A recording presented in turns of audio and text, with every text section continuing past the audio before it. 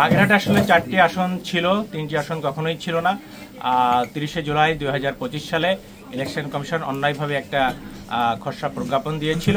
সেই প্রজ্ঞাপনের বিরুদ্ধে আমরা আপত্তি দিয়েছিলাম। আপত্তির পরে শুনানি হয়েছিল 25শে আগস্ট 2025-এ।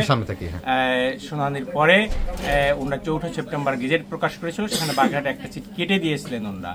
শুধুমাত্র সারা দেশ থেকে বাগেরহাটে একটা সিট কেটে দিয়েছিলেন। সেটা আইনের ব্যত্যয় ঘটে করেছিলেন। 2021 সালের যে ডিলিমিটেশন অ্যাক্ট আছে, সেখানে 8-এর যে এক সেকশন আছে, এই ধারারকে ব্যত্যয় ঘটিয়ে এবং সংবিধানের 19, সংবিধানের 7, সংবিধানের প্রিএম্বেল, সংবিধানের 29 এবং 27 অনুচ্ছেদকে ভায়োলেট করে এটা নির্বাচন কমিশন করেছিলেন।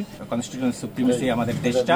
সুতরাং এটা আদালত খতিয়ে দেখেছেন।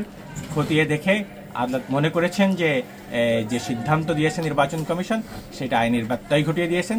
সুতরাং আদালত এটা স্যাটিসফাইড করে বাগেরহাটের 4টি সিট পুনর্বহালের জন্য আদেশ প্রদান করে। বাগেরহাট 4 বাতিল করেছিল নির্বাচনী আসন 98, 4 বাতিল করেছিল নির্বাচনী আসন 98 এবং 198কে যোগ করেছিল গাজীপুরে। 198টিকে এলিমিনেট করে 90 সিট, আসন সংখ্যা 98 যেটা, সেটাকে পুনর্বহাল করা হয়েছে।